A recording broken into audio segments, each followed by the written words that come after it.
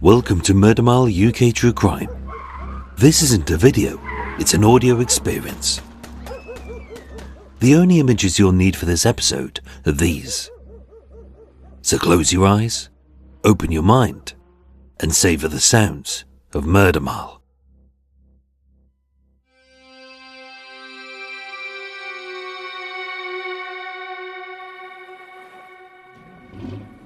Elizabeth Figg, Gwynneth Rees, Hannah Tailford and Irene Lockwood, 4 women whose deaths, barely half a mile apart, were tenuously linked for the sake of sensationalist news. Even though 2 were drownings, 1 was a possible botched abortion and 1 was likely an unrelated murder. The same happened from August 1935 to May 1936 in Soho, when 4 sex workers, all young petite brunettes, were strangled but not sexually assaulted on neighbouring streets. And although not a shred of evidence connects them, a wealth of myths, lies and conspiracy theories linked to an unnamed killer. The press love creating waves, and too often the investigation gets caught in its wake. Like from January 1980 to August 1983, when in districts near to where Jack the Stripper struck, a slayer attacked 6 gay men. All were stabbed and battered, with some posed and set alight by, it was believed, a lone assailant. All 6 were murdered. Yet this wasn't the work of a serial killer. It was a coincidence. As the evidence later showed, that 1 was slain by a burglar, 1 by a lovesick vagrant, and while the other 6 would remain unsolved, their killers were either rent boys or sadists who had taken their sex games too far. There was no Jack the Stripper. He did not exist. At least until April 1964, when he murdered his possible first victim, 22-year-old brunette Helen Barthelemy. And 3 more would follow: Mary Fleming, Margaret McGowan and Bridget O'Hara, all whose bodies were stripped, strangled and dumped. This was a serial killer. These were his victims. And he was Jack the Stripper. But who was he? Created in collaboration with the True Crime Enthusiast, across this joint 8-part series, Paul and I will rip apart 60 years worth of myths, lies, misinformation and conspiracy theories of one of London's greatest unsolved serial killings, to make you rethink what you know, or have been told, about Jack the Stripper. My name is Michael. I'm your tour guide, and this is Murder Mile. Episode 349, Undressing Jack the Stripper, Part C of D.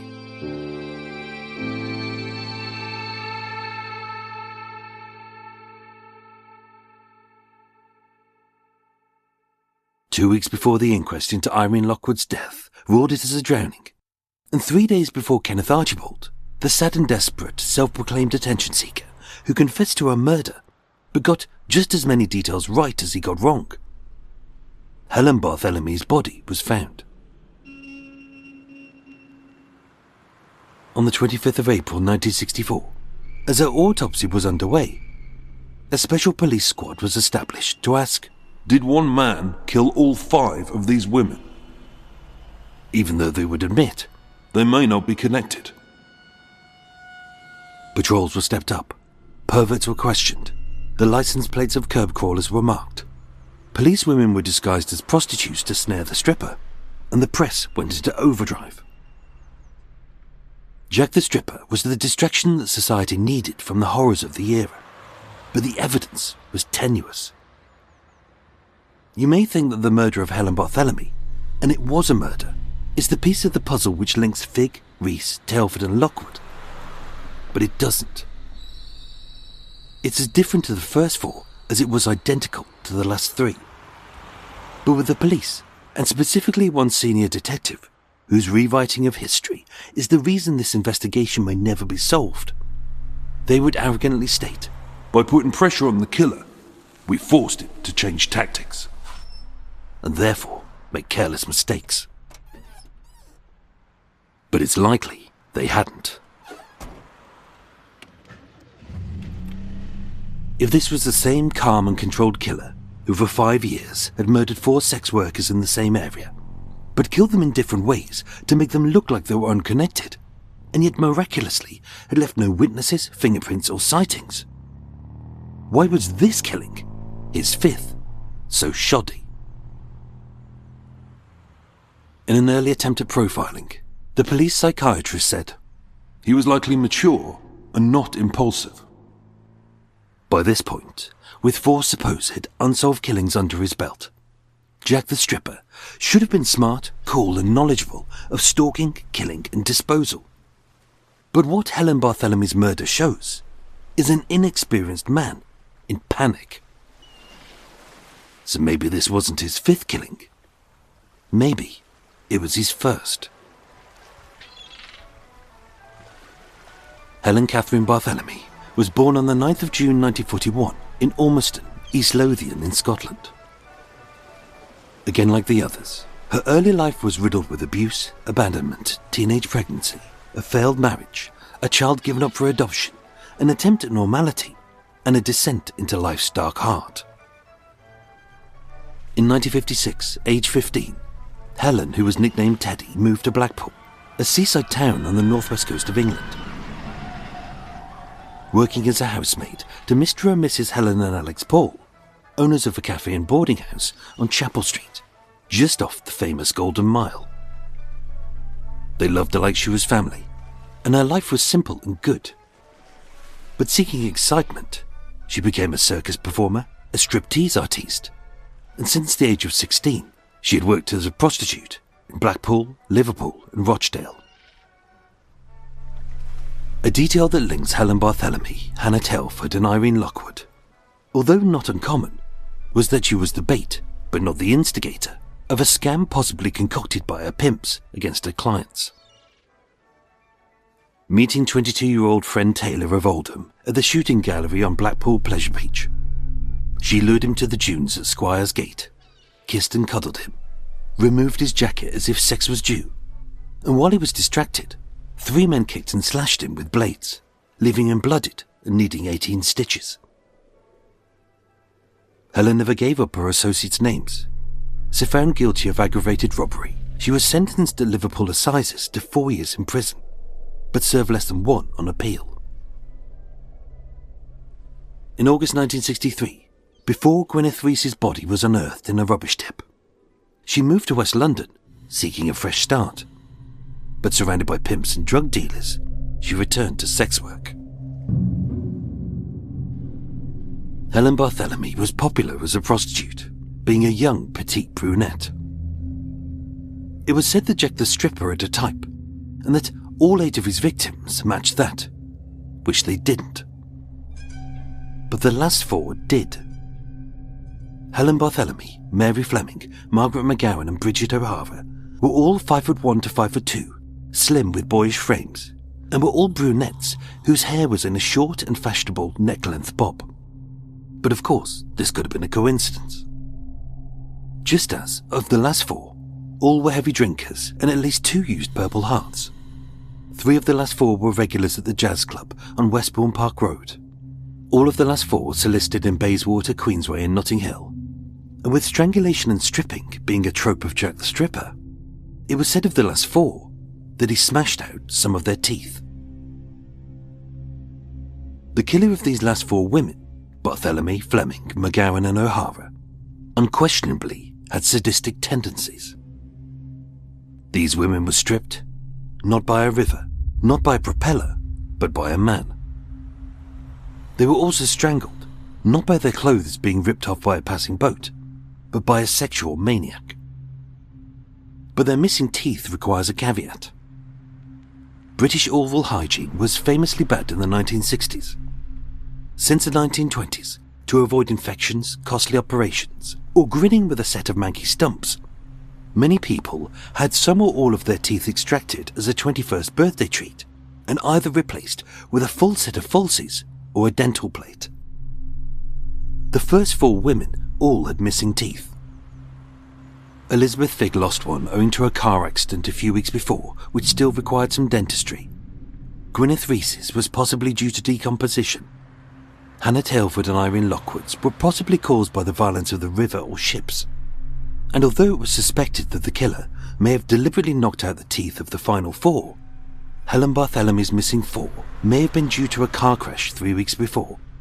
Margaret McGowan's 3 missing teeth were unexplained, and Mary Fleming and Bridget O'Hara both wore dental plates which were never found. And although one detective suggested that they may have been removed for oral sex, we can't rule them being knocked out, extracted, loose, or damaged when the bodies were dumped. The last independent sighting of Helen Barthelemy was on Tuesday the 21st of April 1964 at 8:30 p.m, when she was seen by one of the tenants, Pergy Dennis, in her shared house at 34 Talbot Road in Willesden. In a grey skirt, a tweed overcoat, a black jacket and sweater with matching calf-length boots. It was said she had a meal at Rag's Cafe, where the owner said She seemed to be worried and depressed. And on Tuesday the 22nd at 2 a.m, at the Jazz Club at 207 Westbourne Park Road, in a strange move, she gave her handbag to Peter Arborough, one of the club's co-owners, for safekeeping, but she never came back. Helen wasn't her usual cheerful self that day, but we know she didn't take her life.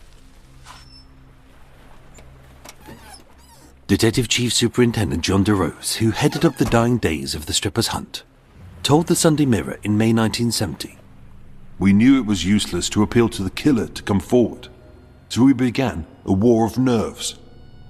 increasing patrols, surveillance, and laying traps.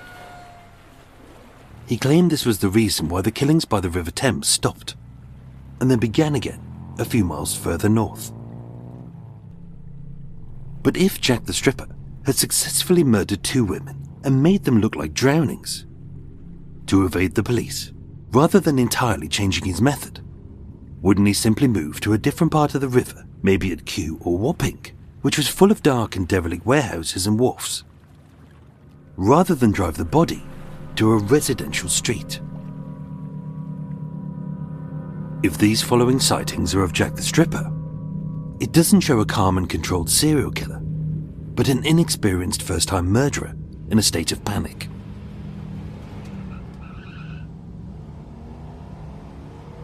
At 5:50 a.m. on Friday the 24th of April 1964, 2 days after Helen left her bag at the Jazz Club, Alfred Harrow had a near collision with a small grey van, possibly a Hillman Husky, at the junction of Boston Manor Road and Swinkham Road in Brentford, 3.7 miles northeast of Duke's Meadows. He didn't see the license plate or the driver as he sped away, but this was just 40 yards from where her body was found.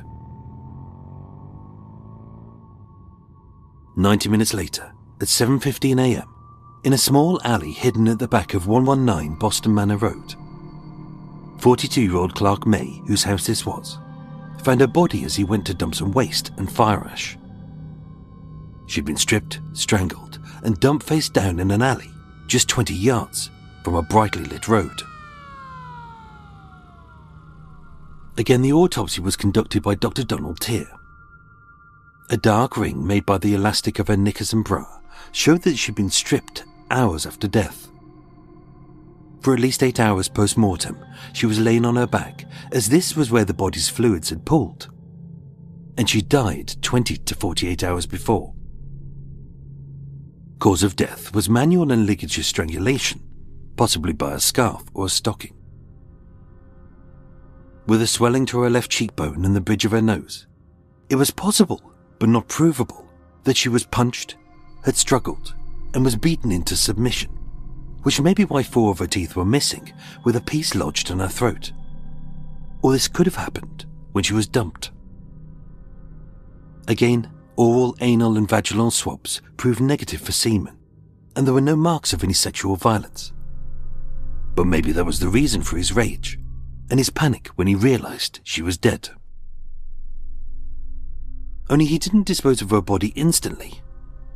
Instead, maybe terrified at what he'd done, needing the help of someone experienced, or perhaps to fulfill his nefarious sexual needs, he stored her body somewhere warm and dirty, as she was covered in a very fine layer of coal dust and paint particles. Like a fledgling killer, he made several blunders which could have led to his capture. like driving with a dead body in his car in areas where curb crawlers were being stopped by the police, dumping the body hastily off a busy, well-lit residential street without attempting to hide or disguise it, leaving a set of tire marks, and almost crashing his car. Mistakes he would make again in his next killing of Mary Fleming. The Daily Mirror reported, Police believe the murderer was disturbed before he could dump the body in the river, and was forced to drive around with the body until he could find a suitable dumping spot, suggesting that this was the same man and that the police's tactics had worked.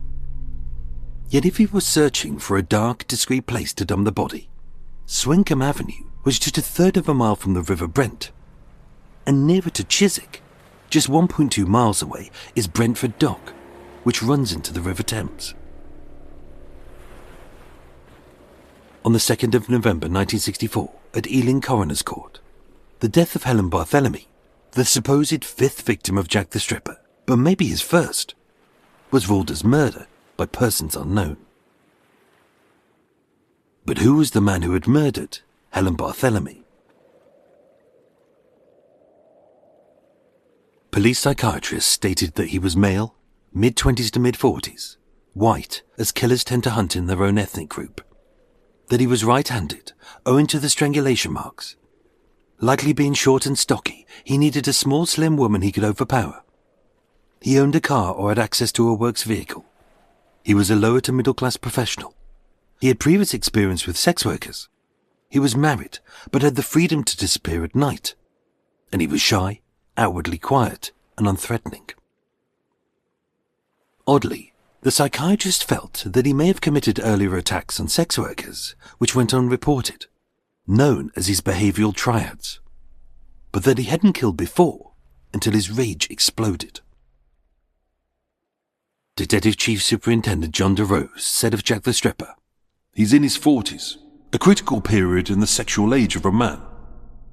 As this is when men experience a midlife U-turn, triggered by aging, life's pressures, physical decline, and impending mortality, also known as andropause or the male menopause.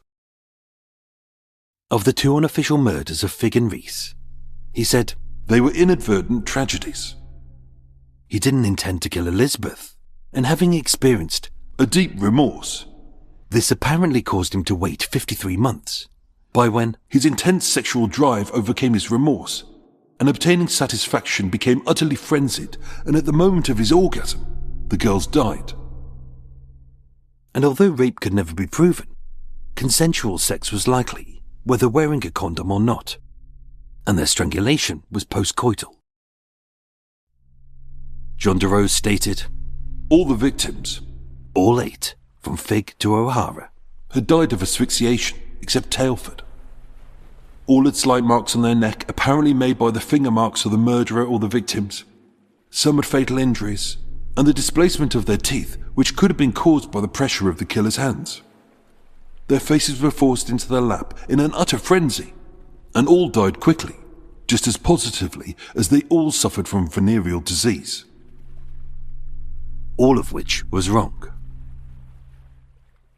But many of the so-called facts about this investigation came from the autobiography of John DeRose, Murder Was My Business, which was serialized in the Sunday Mirror in 1970 when he'd retired, and many details conflict with the basic evidence and the theories of other detectives or pathologists.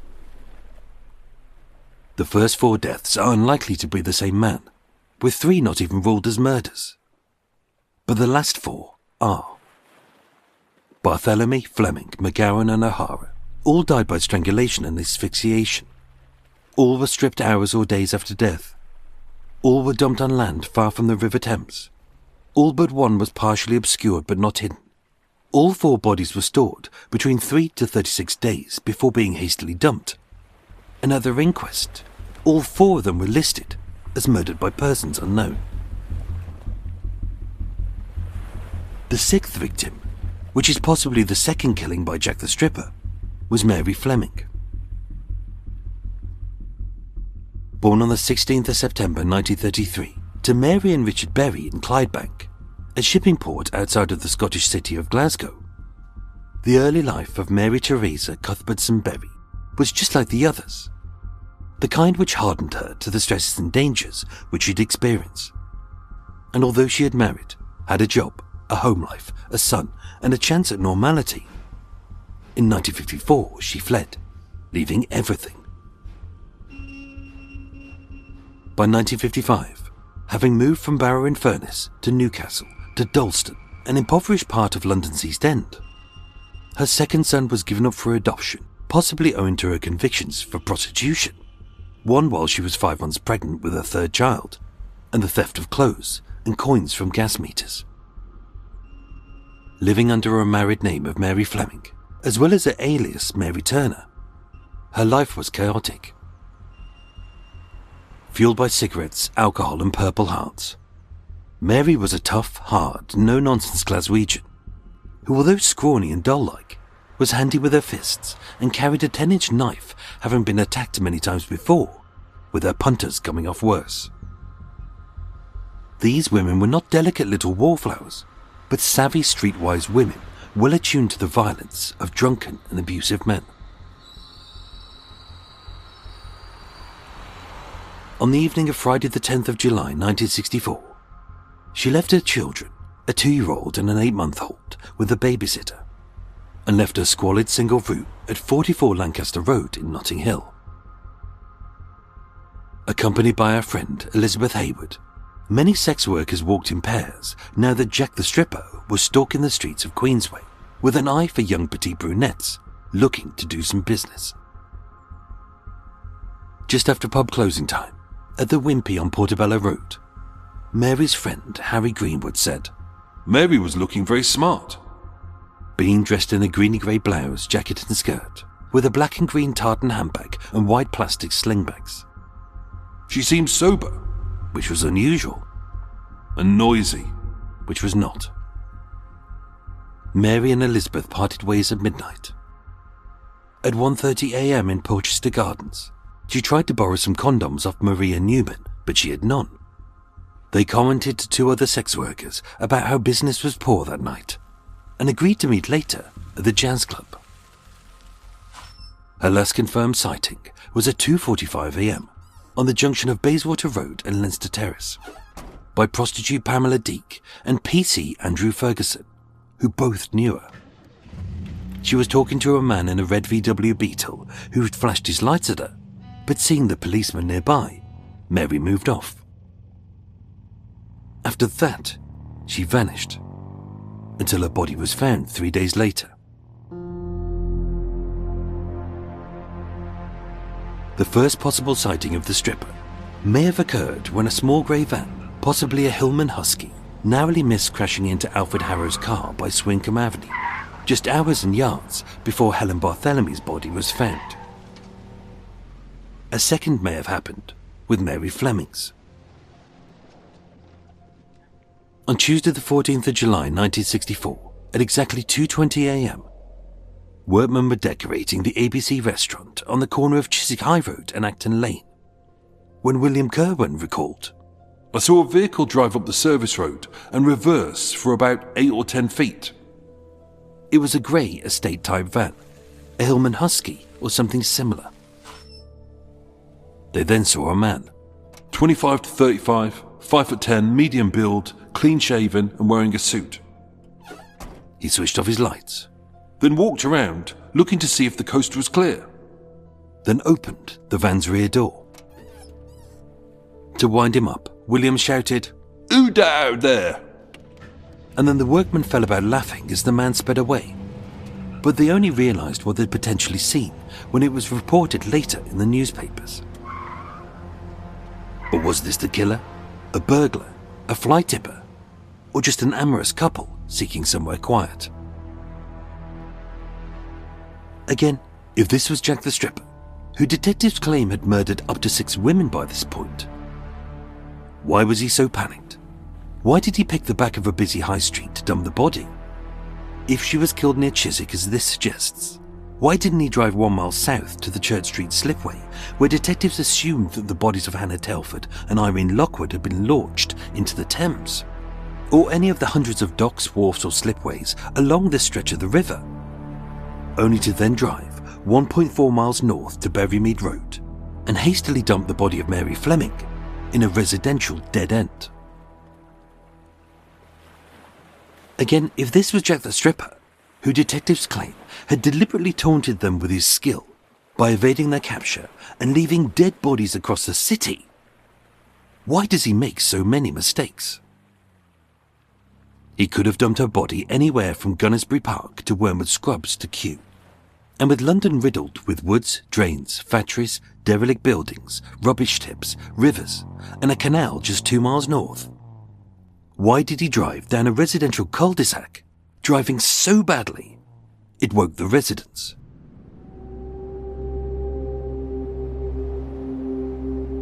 At an unspecified time between 2 and 2:30 a.m, several residents were awoken by a revving engine as a car was driven in reverse and at speed.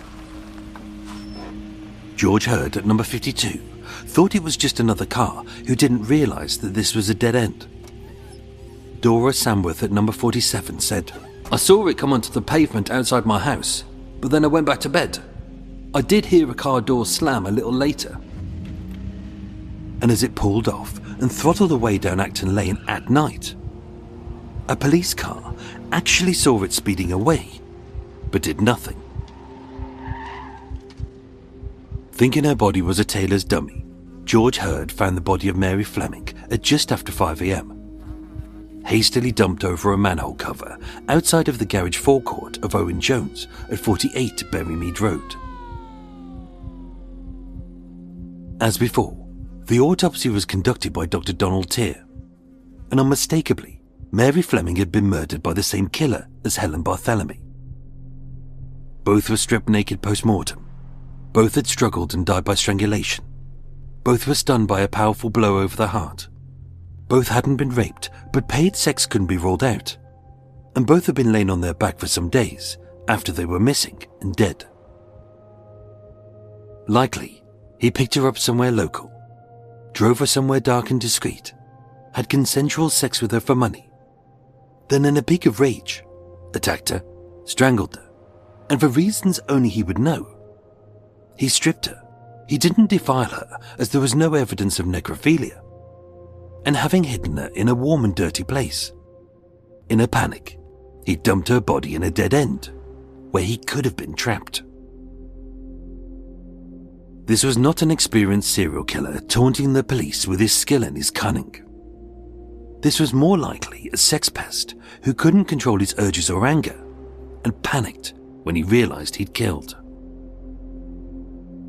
Alongside the inquest into Helen Barthelemy's death at Ealing Coroner's Court on the 2nd of November 1964, the jury passed the same verdict, that Mary Fleming was murdered by persons unknown.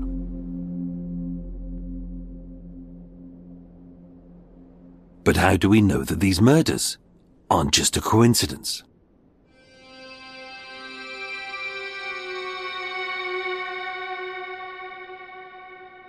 On both of their bodies, a fine dust was found. A mix of coal dust and paint with a lead acetate base. And examined under a microscope, they contained a unique rainbow of red and black paint with faint specks of blue. And although the bodies were hidden, maybe through a crack in a wall or a floorboard, the airborne particles had landed, having been used to spray metal objects in a workshop or factory. This was the first conclusive proof that these two murders were connected, and that this Jack the Stripper had hidden both women in the same place for 3 to 4 days before dumping their bodies in panic. Police focused their search on every boatyard, garage, warehouse, factory, lockup and shed, hundreds of premises in the 6 square miles from Brentford to Acton, with their dust analysed by microscope. That day, with the newspapers buzzing with the talk of a serial killer in their midst, his infamous moniker was first used. Another London nude murder. Jack the Stripper has struck again. And with these two murders being identical to the next two, there was no need to cherry-pick the facts to suit a theory. The Liverpool Echo wrote, "One theory detectives are working on is that they were committed by the same man." And it most likely was. But Scotland Yard erred on the side of caution, noting, Although there's no evidence as yet to indicate that all deaths were caused by one man, it is a possibility. The last two murders, Helen Barthelemy and Mary Fleming, were proven. The next two, Bridget O'Hara and Margaret McGowan, were identical. And that's how it should have remained with the first four, Elizabeth Figg, Gwynneth Rees, Hannah Tailford and Irene Lockwood, unconnected to these four, given that they were believed to be a bungled abortion, 2 drownings and an unrelated murder. But as some detectives, specifically a senior detective, tried to make amends for his mistakes in other cases, and to live up to his reputation for solving murders fast, hence his nickname of 4-Day Johnny, the police kept derailing this investigation into this Jack the Stripper, who had killed just 4 women. Until suddenly, the murders stopped.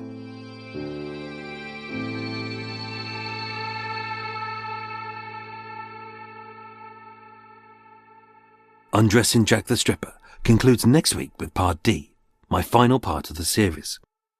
With Parts 1 to 3 of Undressing Jack the Stripper by Paul at the True Crime Enthusiast out now.